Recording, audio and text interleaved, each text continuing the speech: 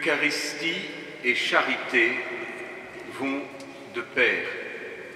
Ils sont comme les deux mains de Dieu, unis par le même corps, le corps du Christ qui se donne à nous,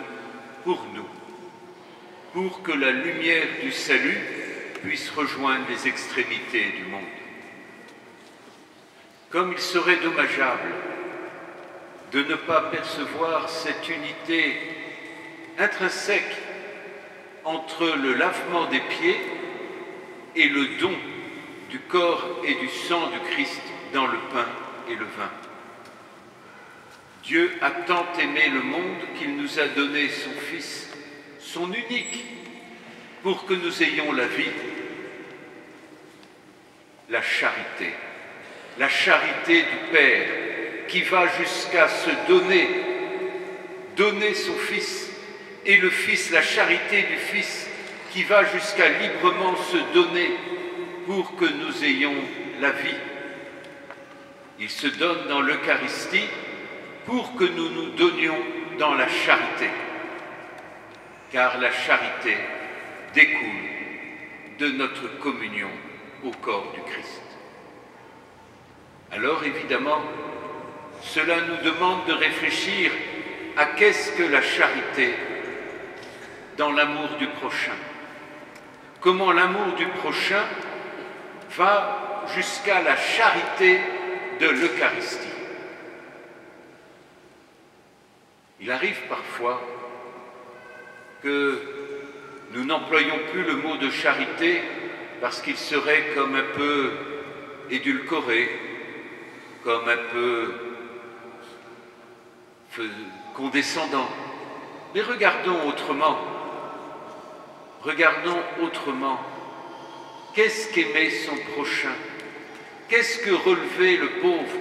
Comment le Christ relève-t-il Bartimée à l'entrée de Jéricho? Vous vous rappelez cet aveugle qui mendiait et qui lui dit « Ô Seigneur, Jésus, prends pitié de moi ». Il le relève en lui rendant la vue, en ouvrant un passage dans la foule pour qu'il puisse toucher le Christ. La charité du Christ n'est pas simplement relation au prochain pour répondre aux besoins immédiats, corporels du prochain, même si la charité demande cette relation corporelle. L'amour du prochain n'est pas simplement donner un sourire, donner une présence, donner une relation à l'autre. L'amour du prochain ne peut pas être simplement cela, car lorsque vous regardez le Christ, vous voyez bien que son amour pour vous n'a pas été que cela.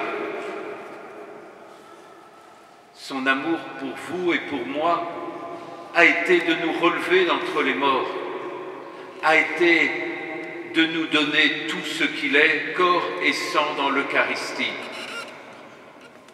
Notre communion à l'Eucharistie se dit dans la charité, mais l'amour du prochain se dit dans le témoignage du Christ, dans la manière dont nous conduisons l'autre jusqu'à la rencontre du Christ ressuscité. La charité ne sera jamais un ensemble de bonnes actions. La charité ne sera jamais simplement une œuvre de gentillesse ou de bonté pour l'autre. C'est déjà très bien, c'est l'amour du prochain. Mais Dieu nous apprend un amour du prochain encore plus grand. Faire découvrir, si l'autre le veut dans sa liberté, la beauté extraordinaire d'un Dieu qui aime le pauvre, d'un Dieu qui aime tant le pauvre, l'exclu, le marginal, le loin de Dieu, jusqu'à se faire homme et jusqu'à donner sa vie pour celui qui est loin, éloigné du Seigneur, celui qui est marginal, celui qui est exclu. Nous communions à l'Eucharistie du Seigneur, corps et sang du Christ, mais nous y communions pour que le sacrement de l'Eucharistie se dise dans le sacrement de la charité fraternelle dans l'Église et dans l'Église pour le monde. Comme c'est merveilleux de comprendre ce lien intime entre Eucharistie et charité. En d'autres termes, nous le savons bien aujourd'hui en ce jeudi saint, nul ne reçoit un sacrement pour lui-même, nul ne communie pour lui. Nous communions pour la gloire de Dieu et le salut du monde. C'est cela notre élan. Nous ne faisons pas de la communion un acte simplement, lui et moi et lui, mais nous, pour la gloire de Dieu et le salut du monde. On est saisi par le Christ pour être entraîné au témoignage du Christ.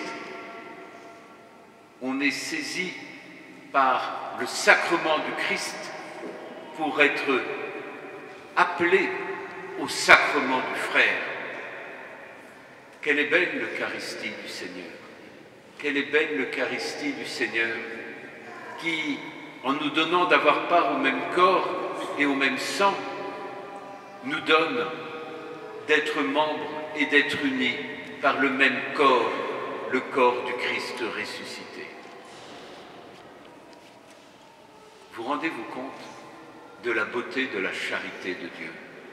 Vous rendez-vous compte que partout dans le monde, à chaque seconde qui passe, le Christ ressuscité est en train de se donner corps et sang du Christ quelque part sur cette terre pour nos frères et nos sœurs, que le Christ ressuscité ne cesse jamais la passion de sa vie, le don de sa vie dans son corps et dans son sang.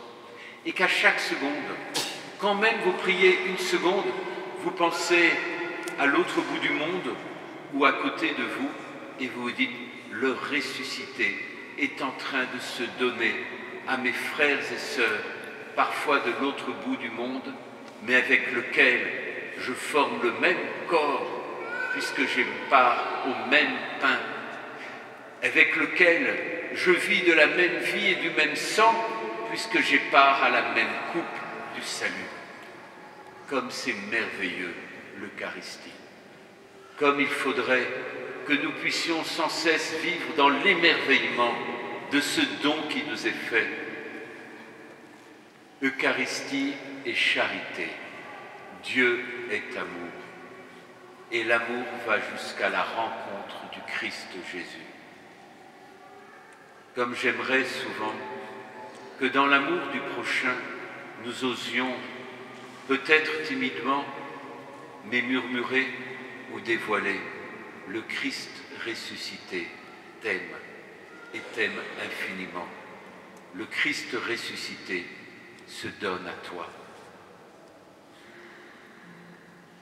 Tout comme moi, je pense, vous êtes émerveillés par le nombre de catéchumènes, pas seulement dans notre diocèse, mais dans toute l'Église de France. En 2023, c'est 40% de plus de catéchumènes adultes. En 2024, c'est 40% de catéchumènes adultes par rapport à 2023. Alors, je ne suis pas très doué en statistiques, mais vous voyez que ça fait plus. Et donc, vous percevez comme la charité de la rencontre du Christ est une urgence pour notre monde. Vous percevez combien la prière, dans ce dialogue intime d'amour, est une urgence pour notre monde. Vous percevez combien l'Eucharistie qui s'ouvre à la charité qui ouvre à la communion, au salut par la résurrection du Christ, est une urgence pour notre monde. Combien, en communiant et en se lavant les pieds mutuellement les uns aux autres, nous sommes appelés à découvrir et à rendre grâce pour la charité de Dieu, la gratuité du Seigneur. Il ne vous demande rien pour se donner à vous. Il vous demande simplement, veux-tu être saisi par lui? Veux-tu être saisi par son amour? Veux-tu que ta vie soit saisie par sa vie? Veux-tu que ton amour soit saisi par son amour? Veux-tu que ton espoir soit saisi par son espérance?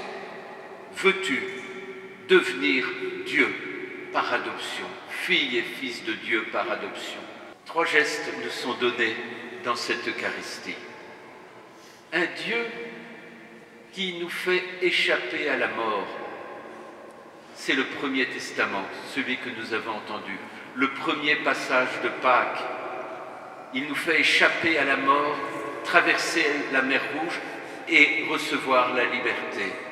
Oui, c'est notre baptême.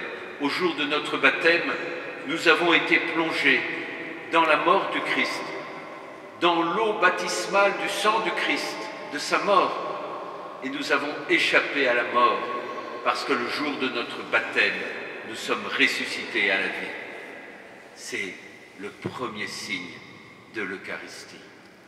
Avec cette manne qui a conduit le peuple dans le désert, cette manne, figure de l'Eucharistie qui nous conduit jusqu'à la terre promise, mais que nous qui sommes déjà ressuscités, nous recevons comme le pain de la vie et de l'éternité. Le deuxième signe que nous avons reçu, c'est le Christ ressuscité, qui nous dit « Prends et mange, ceci est mon corps, prends et bois, ceci est mon sang. Dieu a tant aimé le monde qu'il nous a donné son Fils unique. Ma vie, nul ne la prend, mais c'est moi qui la donne. » Il faudrait que nous connaissions par cœur cette phrase-là et que tous les matins nous puissions nous répéter « Ma vie, nul ne la prend, c'est moi qui la donne. Dieu a tant aimé le monde qu'il nous a donné son Fils unique. » Troisième signe, la charité, le lavement des pieds. Nous laver les pieds mutuellement. Il y a ce geste que je vais faire au nom du Christ ressuscité, où je vais, par la grâce du ministère, être serviteur du ressuscité pour manifester de manière visible ce lavement des pieds. Il convient que nous unissions charité et Eucharistie et que devant vous, je puisse rappeler où sont amour et charité. Dieu est présent.